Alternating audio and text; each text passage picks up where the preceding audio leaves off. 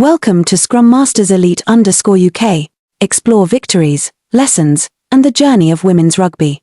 Sign up now. The moment Libbie Janse van Rensburg exclaimed, "Everything is about to change" right after South Africa's historic victory over Italy was not just a fleeting emotional remark.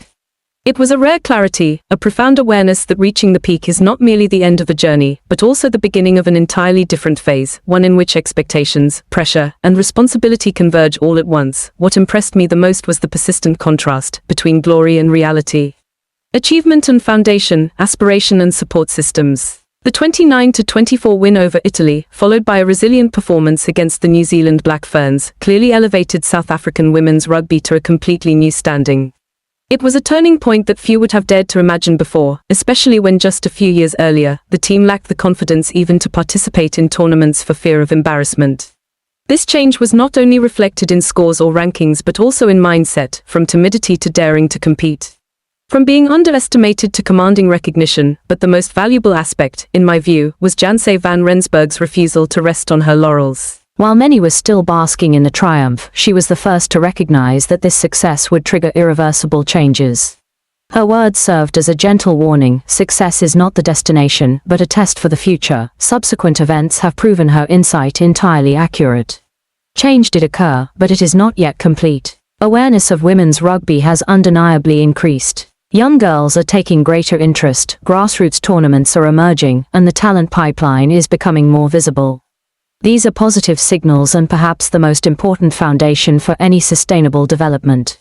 A sport only truly grows when it reaches the next generation, when children begin to dream of becoming part of it. However, at the professional level, the picture becomes more complicated.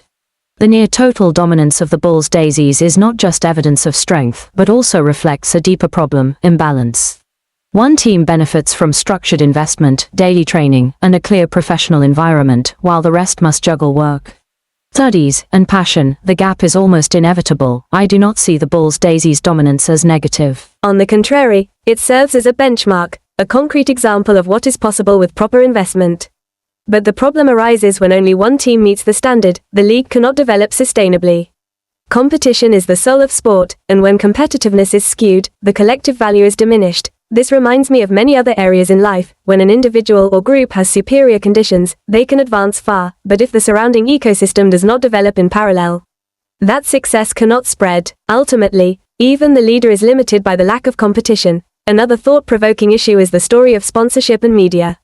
The emergence of Pick n Pay is a positive sign. It shows that women's rugby is beginning to be seen as a commercially valuable product. Yet, what Janse van Rensburg shared also reveals a familiar reality: intent and action do not always align. Some sponsors claim they want to contribute more, yet in the end, nothing changes. This reflects an invisible bottleneck, perhaps in mechanisms, strategy, or a lack of decisiveness. Notably, these gaps slow the momentum generated by the World Cup. I am particularly impressed by Janse van Rensburg's candid yet measured approach in discussing this. She does not deny the achievements but does not hesitate to highlight what is lacking. This is a highly admirable attitude: grateful but not complacent, patient but not tolerant of stagnation. I have drawn many profound lessons. First, the lesson of looking beyond present success. We can easily get swept up in immediate achievements, forgetting that it is precisely then that clarity is most needed. Success is not the endpoint but a transition. Without preparation for the next phase, success itself may become a limit. Second, I recognize the importance of foundations and systems. An outstanding individual can make a difference, but sustainable change requires an entire supporting ecosystem.